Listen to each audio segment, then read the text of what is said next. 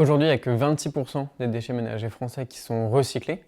Pourquoi? Principalement à cause de leur coût et à cause de l'erreur humaine. Il n'y a que 55% des Français qui trient efficacement leurs déchets.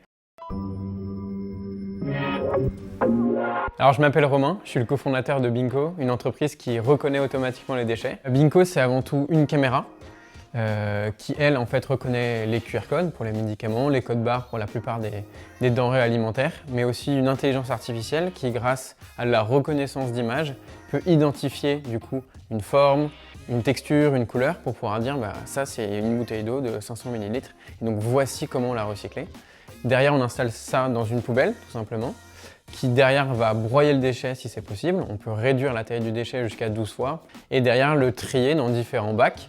Donc là on utilise un système qui va séparer entre le papier, le plastique dur, le plastique souple, les métaux, les cartons, jusqu'à arriver à un moment où on peut dire le déchet peut partir d'un foyer jusqu'à tout simplement un centre de recyclage sans passer par la case centre de tri.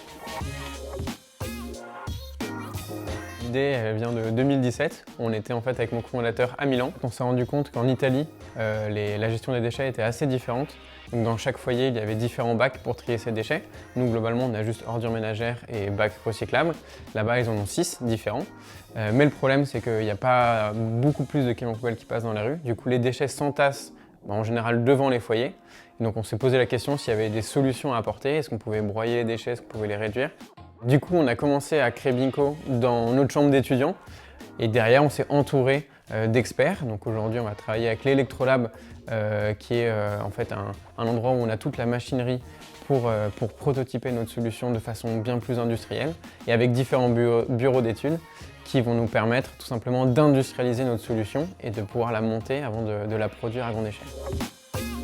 Malheureusement, on ne se rend pas compte qu'industrialiser un produit depuis une feuille de papier, ça coûte vraiment très cher dans la création des moules, dans le choix des matériaux, du respect des normes européennes de sécurité ou aussi bien de durabilité dans le temps. Et ça a un gros coût. En général, entre 120 et 250 000 euros. Dans la recherche de fonds, il faut avancer petite étape après petite étape. On monte une marche après une marche. Au début, on a du coup décidé de travailler avec Ulule pour faire une petite levée de fonds avec notre famille, nos copains et les amis d'amis qui nous permettent d'avoir un petit pécule financier. Pendant la campagne, on a eu la chance d'avoir BNP Paribas avec Act for Impact qui nous ont soutenus, qui nous ont offert un soutien financier. Derrière, ça nous a permis d'aller chercher une petite subvention, d'avoir avec la crédibilité, de dire voilà, on a ça qui fonctionne, c'est cool. Grâce à ça, on peut aller industrialiser ou pré-industrialiser notre solution. Et au fur et à mesure, on peut aller encore chercher davantage d'argent pour recruter, avoir une équipe bien plus performante et puis là passer à une industrialisation on va dire de masse.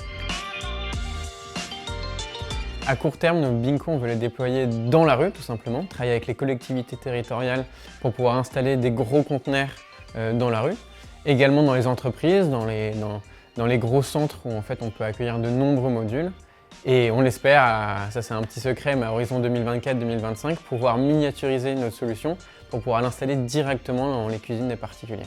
Et ça fera la grosse différence sur le taux de recyclage et sur tout simplement l'économie que ça représente.